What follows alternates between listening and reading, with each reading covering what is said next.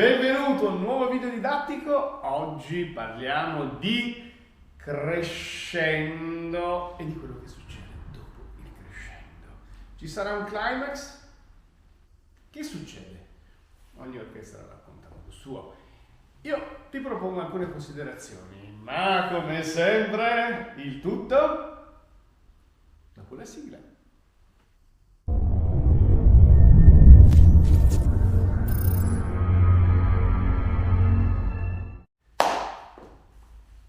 Ciao, allora, quest'oggi vorrei parlarti di un mondo affascinante che è quello dei crescendo. Non tutte le orchestre li usano e non tutti li usano allo stesso modo.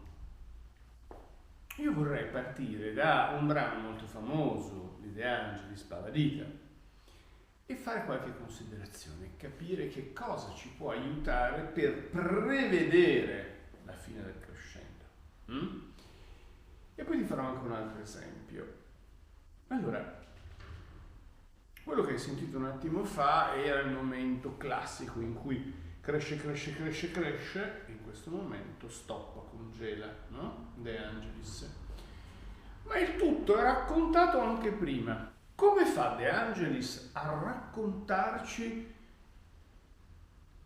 che il brano sta crescendo? Allora, lui usa in primis il meccanismo delle ripetizioni, che è un meccanismo classico del tango. Abbiamo parlato, continuerò a parlartene, perché credo molto nel valore delle ripetizioni, nella comunicazione da orchestra a ballerino, cioè l'orchestra riesce a raccontarci molto attraverso le ripetizioni. In questo caso le ripetizioni sono serrate, sempre più serrate, e ci aiutano a capire che sta per succedere qualcosa sta per esplodere, stiamo crescendo, lui ci sta veramente portando da qualche parte, ok? E questo, come leaders o come followers, non possiamo perdercelo, perché entrambi stiamo ascoltando la musica e entrambi siamo insieme con un obiettivo, che è riuscire a essere fedeli all'orchestra. Proviamo a risentire parte di questo brano vedendo come De Angelis riesce a raccontarci il crescendo. Allora, già dall'inizio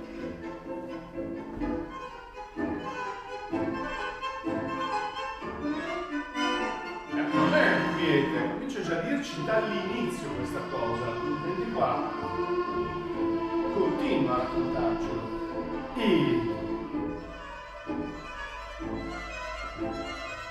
Sì?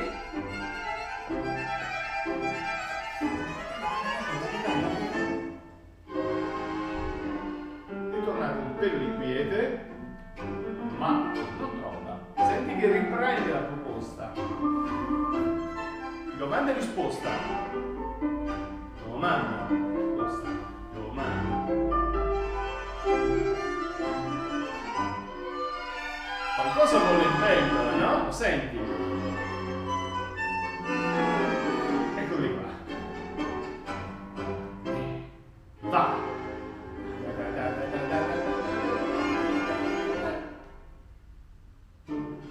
Sì o no? Quindi, perché tutto questo? Perché quando noi leaders danziamo, quando voi followers o noi followers danziamo, dobbiamo riuscire a prevedere dove sta andando la musica per essere pronti e pronte nel momento del climax, e non solo. Quindi, quando io facevo domanda e risposta, possiamo nel ballo riuscire a trovare movimenti o elementi che possono essere specularizzabili, sì?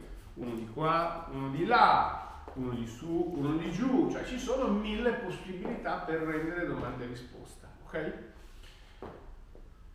E ogni movimento mi dà sempre di più la sensazione che qualcosa sta crescendo.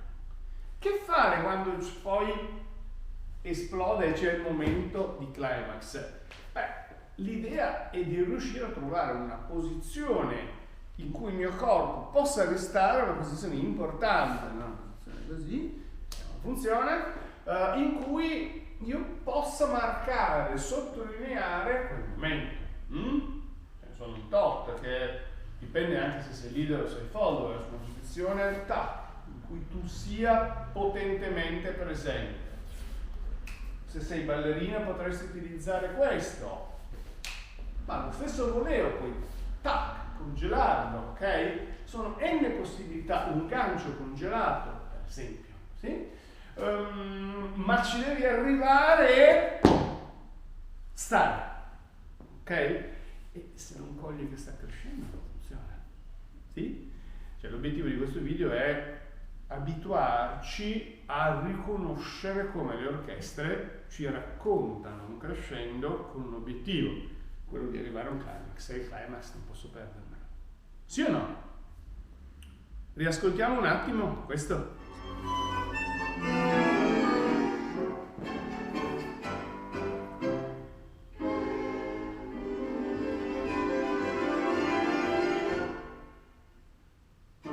Sì? È più chiaro? Avrei piacere di farti un secondo esempio, perché c'è sempre il meccanismo del crescendo, c'è sempre il meccanismo della ripetizione che ci racconta il crescendo con un esito finale diverso, ok? E quindi vale la pena mettere a confronto Paladino di De Angelis con Pimienta di Osvaldo Fresedo. Ascoltiamoli insieme. Il brano inizia così, potente.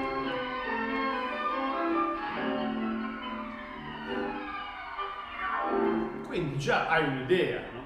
Può essere una sorpresa. Senti come sta caricando.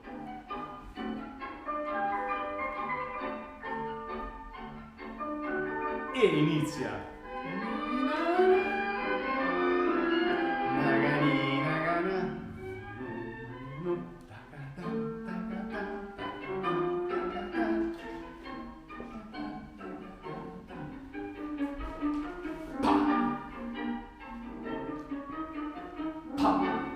Sì? Senti come cresce, senti? Senti che sta gonfiando, senti?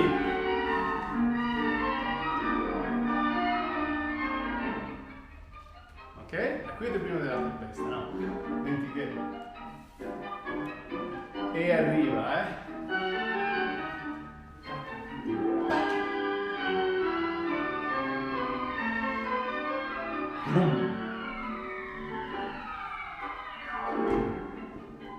Hai visto come ha lavorato diversamente? Sì? E ritorna, il meccanismo è lo stesso, riprende, ribolle.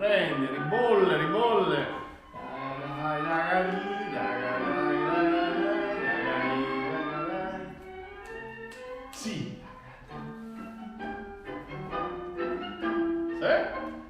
Il meccanismo è esattamente uguale.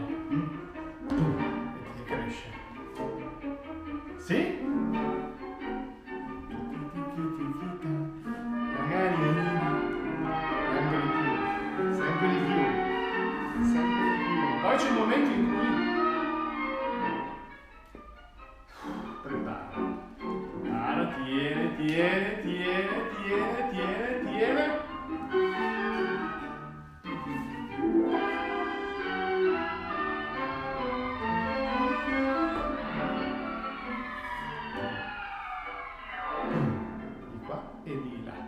Sì? Spero che anche questo video ti sia piaciuto. Ho fatto un po' lo scemo, come faccio ahimè sempre, ma io spero che attraverso tutte le mie facce, tutte le mie bizzarrie, ti possa aiutare a raccontarti quello che io percepisco nel tango e magari può essere utile anche a te per riuscire a dare una migliore interpretazione nel ballo. Se? Ti ringrazio, ci vediamo alla prossima. Nel prossimo video ti ricordo che in descrizione trovi un link che ti porta a tutti i miei social e non ti dimenticare, se vuoi approfondire, iscriviti a Interpretango, che è molto utile perché noi lavoriamo esattamente quello che vedi in questi video.